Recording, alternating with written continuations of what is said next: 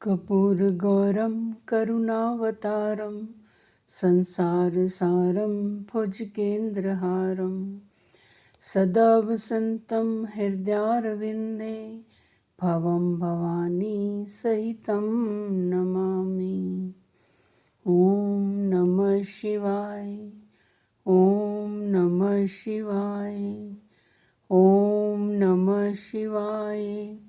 शुभं शुभं कुरु कुरु शिवाय नमः। ॐ नमः शिवाय। हे शिव शंकर भोलेनाथ, हे पार्वती के पति, जब तक मनुष्य आपके चरण कमलों को नहीं भजते तब तक उन्हें न तो इहलोक और परलोक में सुख शांति मिलती है और ना ही उनके तापों का नाश होता है। अतः इस मस्त जीवों के अंदर हृदय में निवास करने वाले शिव भगवान, आप प्रसन्न होइए। मैं आपको नमस्कार करती हूँ। मैं ना तो योग जानती हूँ, न जप और न पूजा। हे शंभु, मैं तो सदा सदा सर्वदा आपको ही नमस्कार करती हूँ। हे ईश्वर, हे शंभु, हे महादेव, हे शिव भगवान, मैं आपको नमस्कार करती हूँ।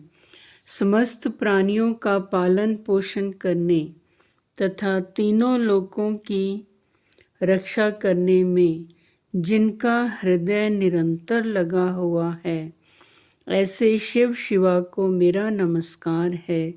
समस्त देवों तथा असुरों द्वारा पूजित शंकर और पार्वती जी को मेरा बार बार नमस्कार है। हे समस्त शिव भक्तों, आप सबका स्वागत है हमारे चैनल भक्ति मार्ग अनु में।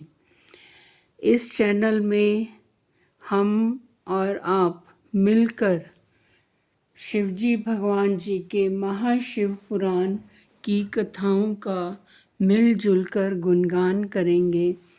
भगवान विष्णु द्वारा पठित भगवान शिव के सहस्त्र नामों में हर वीडियो में आगे बढ़ते हुए नामों का हम गुणगान करेंगे, उनके नामों का श्रवण करेंगे। तो आज हम भगवान शिव के नामों में आगे की ओर बढ़ते हुए अगले नाम अर्थ सहित हम गुणगान करते हैं, उनका श्रवण करते हैं। वृषवाहन, वृषभ या धर्म को वाहन बनाने वाले। ईश, स्वामी या शासक। पिनाकी, पिनाक नामक धनुष धारण करने वाले। खटवांगी, खाट के पाए की आकृति का एक आयुध धारण करने वाले। चित्रवेश, विचित्र वेशधारी। चिरंतन, पुराण, अनादि पुरुषोत्तम। तमोहरः, अज्ञान अंधकार को दूर करने वाले। महायोगी नमः, महान योग से संपन्न।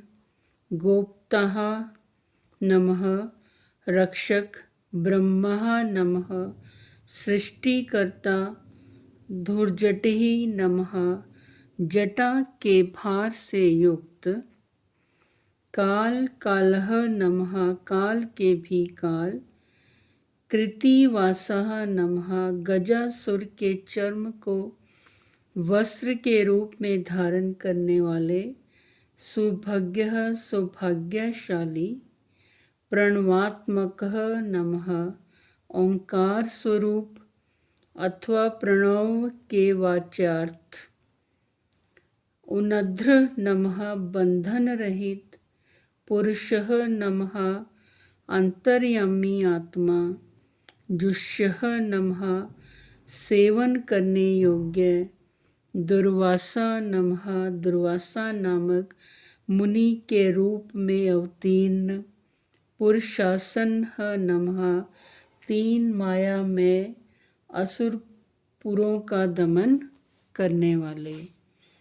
समस्त शिव भक्तों, ये थे कुछ भगवान विष्णु द्वारा पठित शिव सहस्त्र नाम स्तोत्र में से कुछ नामों का हमने श्रवण किया अर्थ सहित।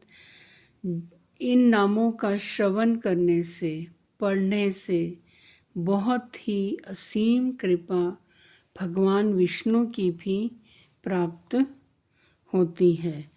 तो हमें इन नामों के श्रवण को अवश्य सुनना चाहिए।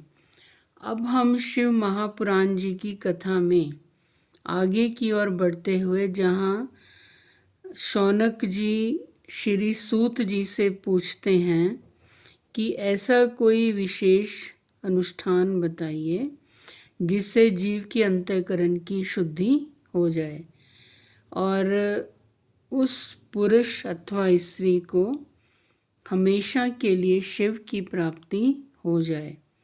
तब सूत जी उन्हें बताते हैं कि भगवान शिव के इस महाशिव पुराण को सुनने से मनुष्य सब पापों से मुक्त हो जाता है तथा जीवन में बड़े बड़े उत्कृष्ट भोगों का उपभोग करके अंत में शिवलोक को प्राप्त कर लेता है। यह शिव पुराण नामक ग्रंथ 24,000 श्लोकों से युक्त है। समस्त शिव भक्तों, इसकी 7 संहिताएं हैं। मनुष्य को चाहिए कि वह भक्ति, ज्ञान और वैराग्य से संपन्न हो, बड़े ही आदर से इसका श्रवण करे।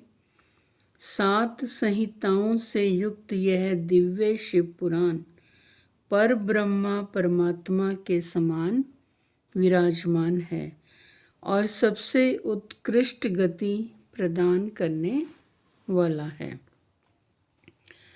जो भी शिव भक्त, जो भी मनुष्य निरंतर अनुसंधान पूर्वक इस शिव पुराण को बांचता है अथवा नित्य प्रेम पूर्वक इसका पाठ मात्र करता है, वह पुण्य आत्मा है, इसमें संशय नहीं है।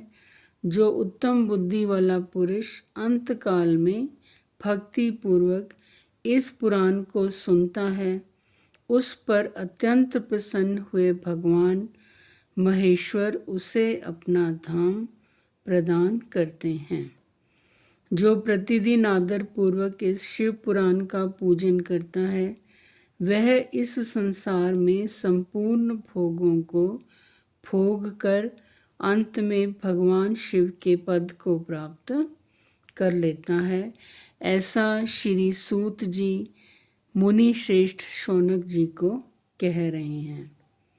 और वो आगे कहते हैं उनसे, जो प्रतिदिन आलस्य रहित हो, रेशमी वस्त्र आदि के धारण करके इस शिव पुराण का सत्कार करता है, वह सदा सुखी होता है। यह शिव पुराण निर्मल तथा भगवान शिव का सर्वस्व है। जो इह लोक और परलोक में भी सुख चाहता हो, उसे आदर के साथ प्रयत्न पूर्वक इसका सेवन करना चाहिए। यह निर्मल एवं उत्तम शिव पुराण धर्म, अर्थ, काम और मोक्ष रूप चारों पुरुषार्थों को देने वाला है।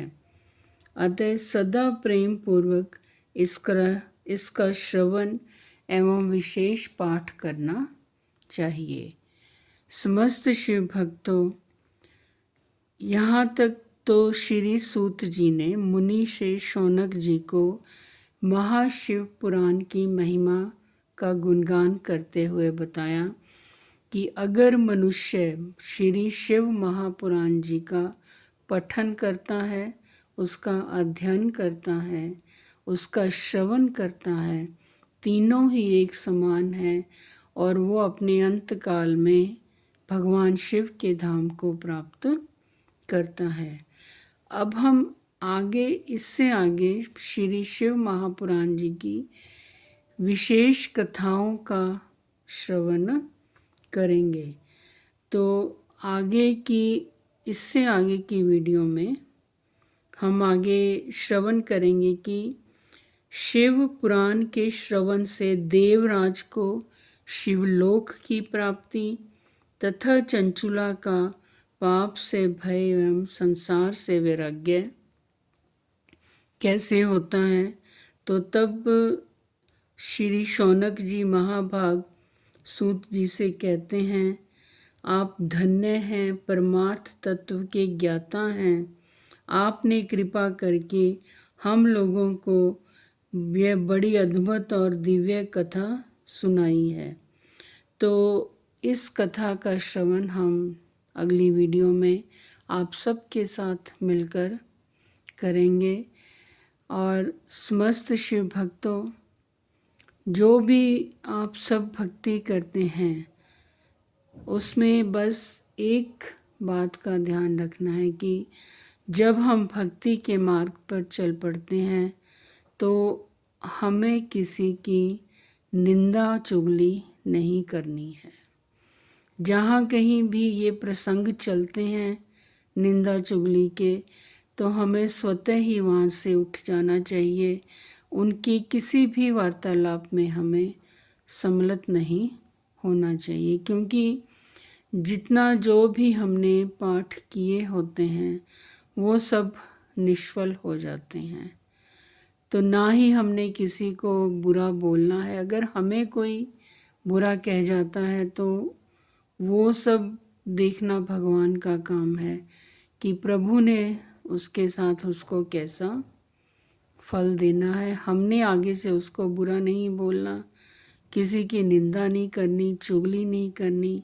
जहाँ तक हो सके हमें सबकी सहायता करनी चाहिए। यही समस्त देवों की, समस्त भगवान की भक्ति में सम्मिलित होती हैं ये सब बातें। हम सबको इन सब बातों का ध्यान रखना चाहिए, क्योंकि बड़ी मुश्किल से भक्तों हम भक्ति करके अपने कष्टों को, अपने बुरे कर्मों को, पाप कर्मों को कटवाते हैं और फिर वही दिन भर में निंदा चुगली में शामिल होकर उसमें वापस उसको निष्फल कर देते हैं। तो समस्त भक्तजनों इस बात का अवश्य ध्यान रखिए। और अगली वीडियो में हम महाशिव पुराण जी की कथा, अगली कथा का श्रवण करेंगे। तो अगर आपको ये सब पसंद आ रही हो तो आप हमारे चैनल को सब्सक्राइब करें और वीडियो को पूरा अवश्य सुनिए। कहाँ किस वक्त भगवान शिव हमें अपने आशीर्वाद का पात्र बना ले, हमें कुछ नहीं पता। तो कथा अगर सुननी शुरू की है तो पूरी अवश्य सुनिए। वीडियो को शेयर भी करिए, लाइक भी करिए और कमेंट भी करिए। कर्पूर गौरम करुणावतारम संसार सारम भुजगेन्द्रहारम सदा वसन्तं हृदयारविन्दे भवं भवानी सहितं नमामि। ओम नमः शिवाय, ओम नमः शिवाय, ओम नमः शिवाय। शुभम शुभम कुरु।